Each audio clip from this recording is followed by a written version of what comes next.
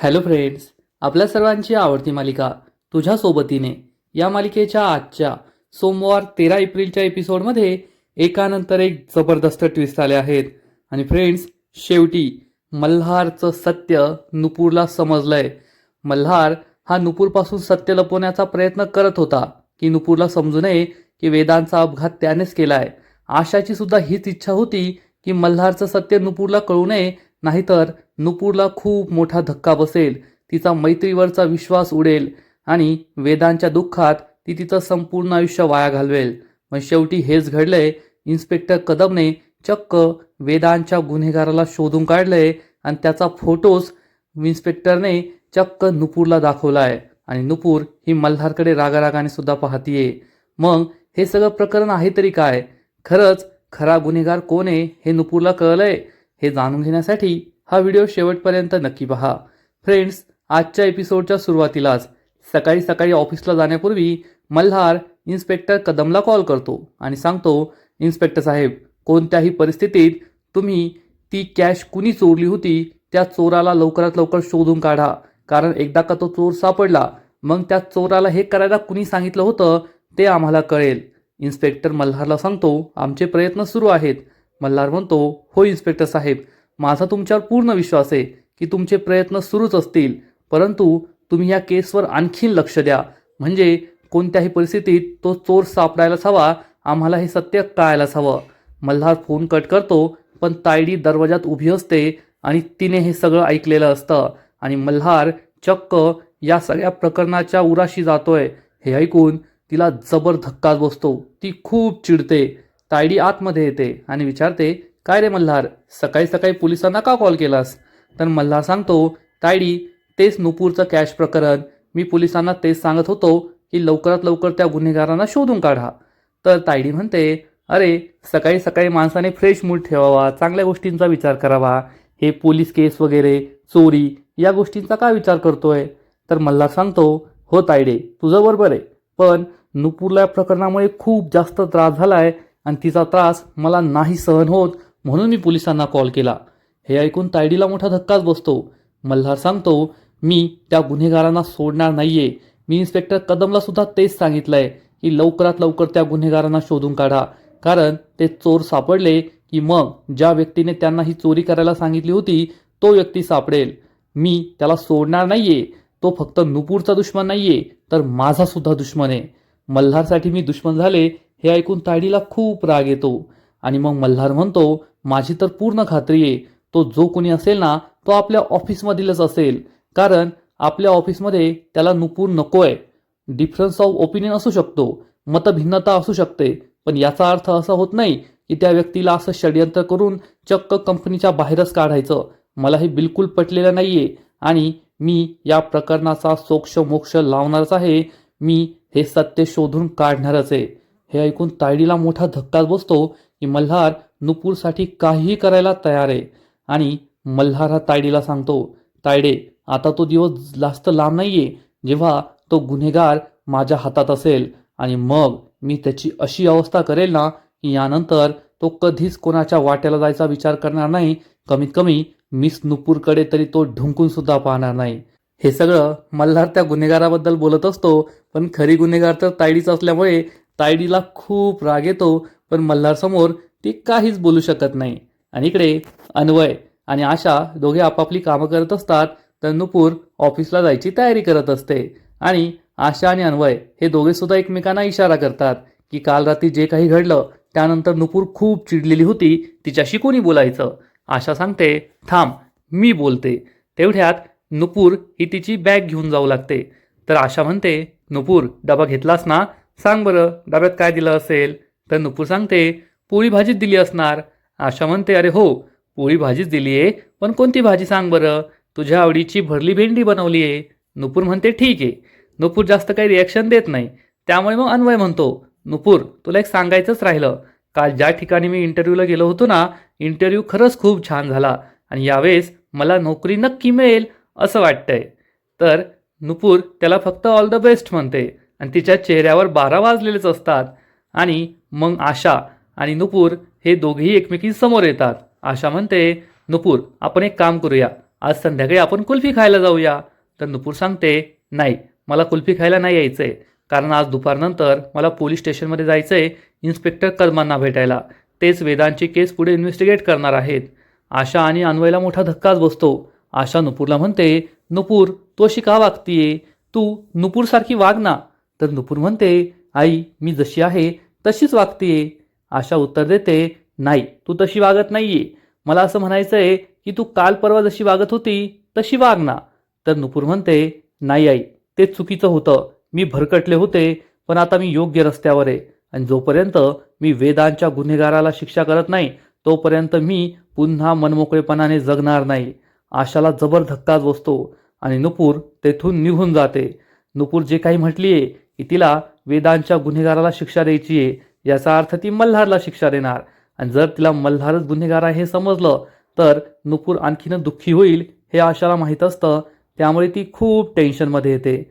आणि इकडे तायडी ही मल्हारला विचारते, मल्हार, तुला असं वाटत नाहीये का हे प्रकरण तू थोडं जास्तच पर्सनली घेतलंय? तर मल्हार सांगतो, हो तायडे, हे प्रकरण मी पर्सनली घेतलंय आणि मी घेणार.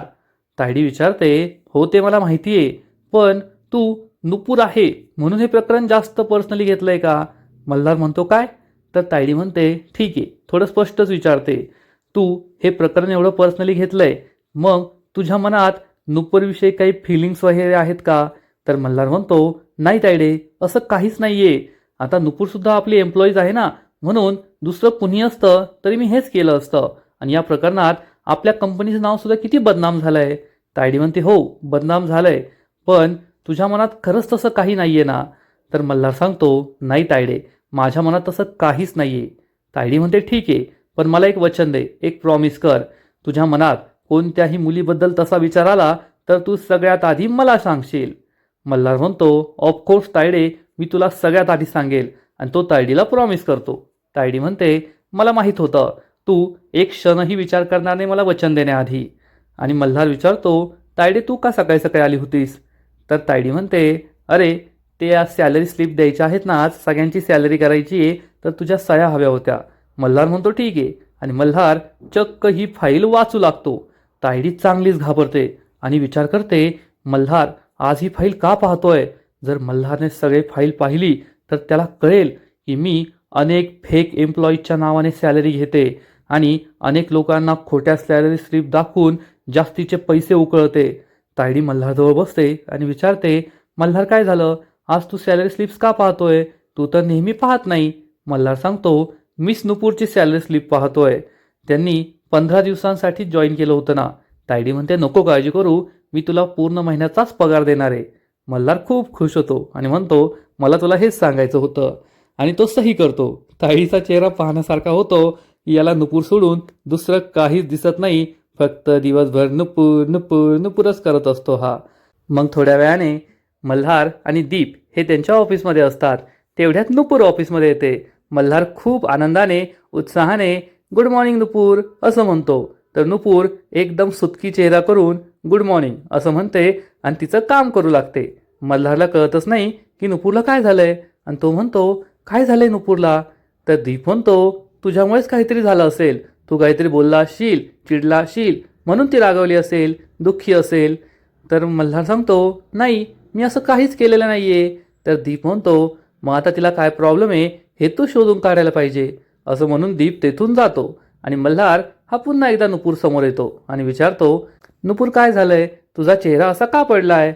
नुपूर सांगते, काय नाही सर, कुठे काय झालंय? मल्हार म्हणतो, सांग खरं खरं काय झालंय? कुणी तुला काही बोललंय का? तर नुपूर सांगते, नाही सर, कुणी काहीच बोललेलं नाहीये, मी ओके. मल्हार म्हणतो, मग तू माझ्याबरोबर तशी आधीसारखी का वागत नाहीये? असं का वागतीये? नुपूर म्हणते, नाही सर, असं मी काहीच करत नाहीये, मी तर नॉर्मलच वागतीये. मल्हार म्हणतो, मग हस, बोल माझ्याशी. नुपूर म्हणते, सर, मी माझं काम केलंच बरं. असं म्हणून नुपूर तेथून निघून जाते. मल्हारला कळतच नाही की नुपूर अशी का वागतीये आणि नेमकं तिचं काय बिनसलं आहे. इकडे तायडी तिच्या बापाला विचारते, बाबा, आपल्या त्या कॅश प्रकरणात पुढे काय झालं? त्या गुंडाच्या कॉन्टॅक्टमध्ये तुम्ही आहात ना? तर बाप सांगतो, हो हो, तू काळजी करू नको, मी त्याच्या कॉन्टॅक्टमध्ये आहे, तो काही पोलिसांच्या हाती लागणार नाही. आणि मग तायडी ही आपल्या बापाला समजावून सांगते, बाबा, मल्हार माझ्या मागे लागलाय त्याला हा सुद्धा संशय आहे की या प्रकरणामध्ये आपल्या ऑफिसमधीलच कुणीतरी आहे ज्याला नुपूरला ऑफिसमध्ये टिकू द्यायचं नाही आहे. त्यामुळे या प्रकरणावर बारीक लक्ष ठेवा आणि नुपूर कोणाशी बोलते, काय करते, हे या सगळ्यावर सुद्धा बारीक लक्ष ठेवा.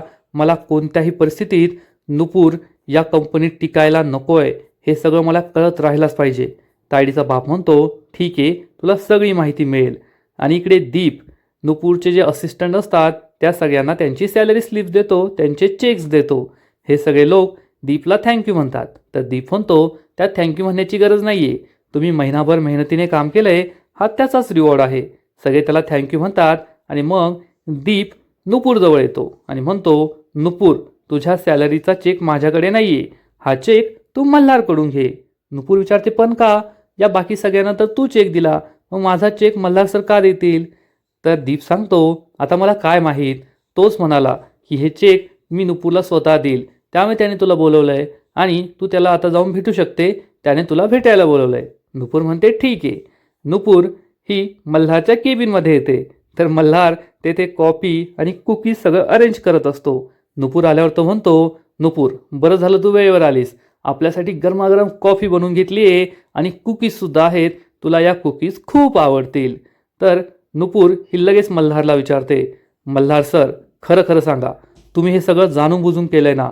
मल्हार विचारतो, काय?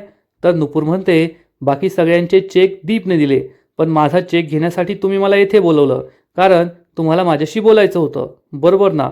मल्हार म्हणतो, हो खरं आहे, कारण माझी ही नवी नवी बेस्ट फ्रेंड इतकी टेन्शनमध्ये का आहे, तिचा चेहरा का उतरला आहे, हे मला जाणून घ्यायचं होतं, म्हणून मी तुला बोलवलं आहे.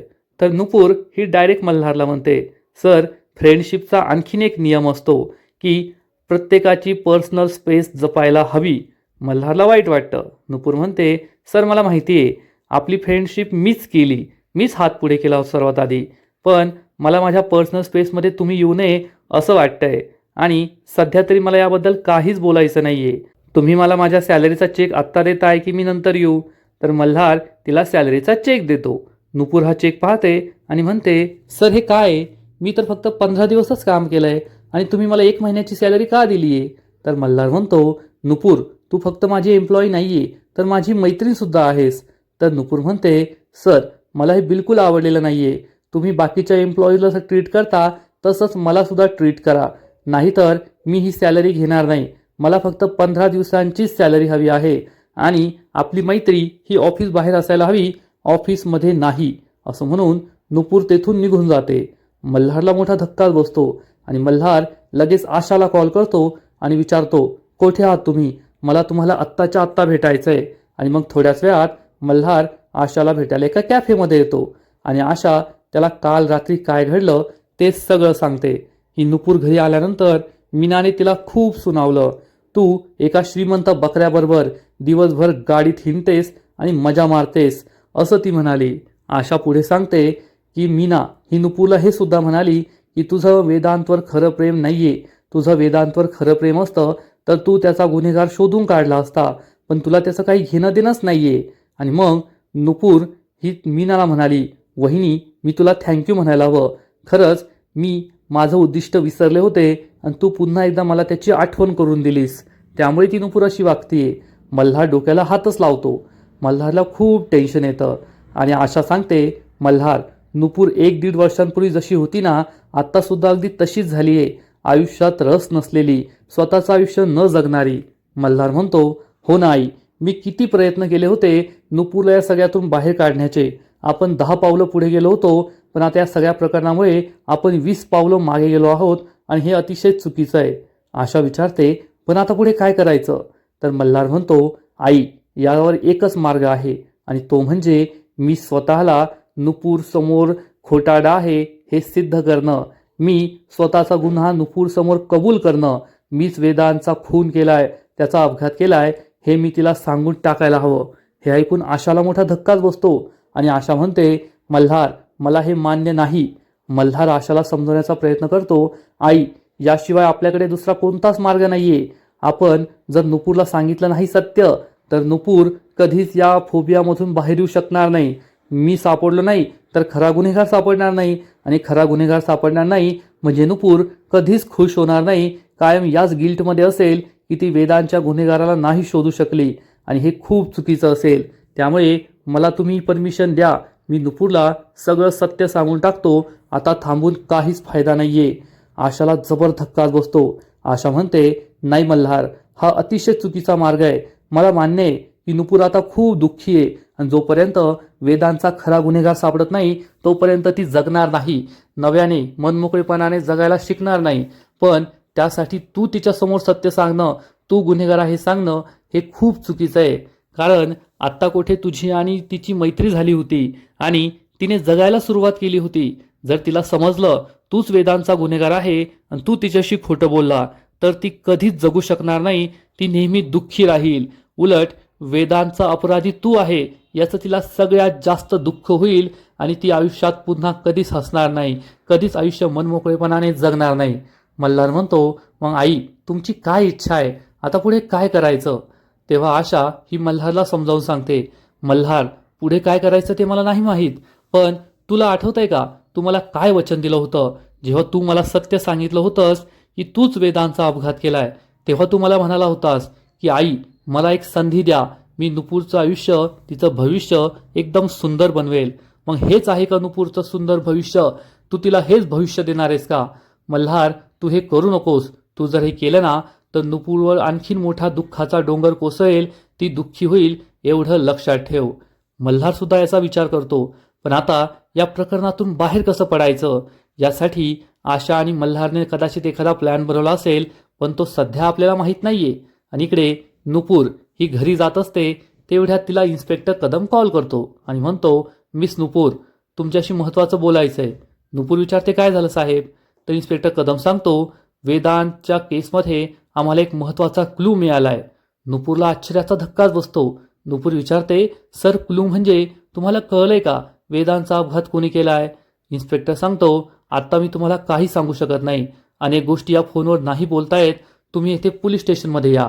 आणि नुपूर म्हणते, ठीक आहे सर, मी आत्ता पोहोचते. आणि नुपूर ही चक्क तेथून काही न पाहता जाऊ लागते. त्याच वेळेस एक गाडी जोरात ब्रेक दाबते. मल्हार खूप घाबरतो, कारण या गाडीमध्ये मल्हार असतो आणि समोर नुपूर असते. मल्हार आणि नुपूर दोघेही एकमेकांकडे पाहतात आणि दोघेही घाबरलेले असतात. आजचा एपिसोड येथेच संपतो. फ्रेंड्स, तुझ्या सोबतीने या मालिकेचा आजचा एपिसोड खरंच खूप भारी होता, पण मालिकेत आता ज्या वेगाने गोष्टी घडताय त्यावरून असंच वाटतंय की ही मालिका आता लवकरच संपणार आहे, प्रेक्षकांचा निरोप घेणार आहे. आजचा एपिसोड तर भारी होता, पण या मालिकेचा पुढील एपिसोड आणखीन भारी असणारे, आणखीन मोठा ट्विस्ट या मालिकेत येणारे. मग नेमकं घडणार तरी काय? तर फ्रेंड्स, तुझ्या सोबतीने या मालिकेच्या पुढील एपिसोडमध्ये आपण पाहू की नुपूर आणि मल्हार हे दोघे आशाला घेऊन पोलीस स्टेशनमध्ये जातील, आणि त्याच वेळेस तायडीचा माणूस तिला फोन करून सांगेल, ज्याने नुपूरवर लक्ष ठेवलंय, की सागरिका मॅम, मल्हार सर आणि ती नुपूर आत्ताच पोलीस स्टेशनमध्ये गेले आहेत. खूप मोठी केस आहे आणि गुन्हेगार सापडलाय असं ते म्हणत होते. हे ऐकून तायडीला जबर धक्काच बसणार. आता तायडीच्या ध्यानीमनी सुद्धा वेदांची किंवा त्या अपघाताची केस नाहीये, तर तायडीला हेच वाटणार की अपराधी सापडलाय म्हणजे तो चोरी करणारा चोर सापडलाय. त्यामुळे ती खूप घाबरलेली असणार की आता जर त्याने माझं नाव घेतलं तर माझं काय होईल.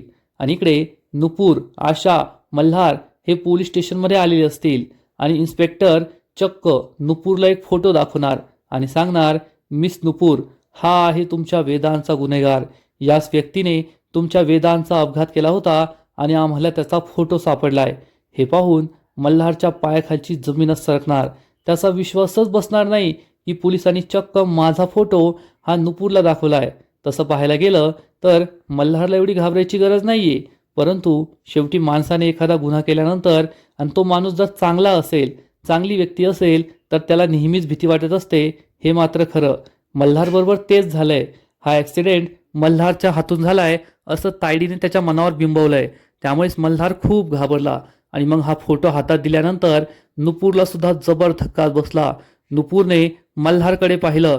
मल्हारचे हात थरथर करत होते, हे सुद्धा नुपूरला समजलंय. मग आता पोलिसांनी कोणत्या गुन्हेगाराचा फोटो दाखवलाय? कारण वेदांच्या केसमध्ये फक्त 2च गुन्हेगार आहेत, एक खोटा आणि एक खरा. खोटा तर आपल्या सगळ्यांना माहिती आहे, मल्हार. मल्हारने काही केलं नसताना तायडीन त्याच्यावर आरोप लावले आहेत, पण खरा गुन्हेगार आहे तायडी. मग पोलिसांना एखादं CCTV फुटेज सापडलंय का, ज्यामुळे तायडी स्पष्ट दिसतीये? आणि नुपूर ही मल्हारकडे ज्या रागारागाने पाहतीये, त्यावरून तर असंच वाटतंय की नक्कीच हा तायडीचा फोटो असू शकतो. आणि त्यामुळेच नुपूर ही मल्हारकडे रागारागाने पाहतीये की तुमच्या बहिणीमुळेच माझा वेदांत हा मला कायमचा सोडून गेलाय, माझ्यापासून दूर झालाय. आणि जर नुपूरने मल्हारला सुद्धा हा फोटो दाखवला तर मल्हारला सुद्धा जबर धक्का बसेल, कारण त्याच्या ध्यानीमनी हे काहीच नव्हतं की आपली तायडी चक्क असं काही करू शकते. मग मल्हार हा घरी जाऊन तायडीला जाब विचारणार का? तायडीला अटक होणार का? इन्स्पेक्टर कदमने दाखवलेला फोटो आहे तरी कोणाचा? हे पाहणं खूप इंटरेस्टिंग आहे. तर फ्रेंड्स, तुम्हाला सुद्धा तुझ्या सोबतीने या मालिकेचे असेच नवीन नवीन एपिसोड, नवीन नवीन अपडेट सर्वात आधी पाहायचे असतील तर व्हिडिओला लाईक करा, शेअर करा, चॅनलला सबस्क्राईब करून बेल आयकॉनवर क्लिक करा. म्हणजे या मालिकेचे नवीन नवीन एपिसोड तुम्हाला सर्वात आधी पाहायला मिळतील. खूप खूप खूप धन्यवाद.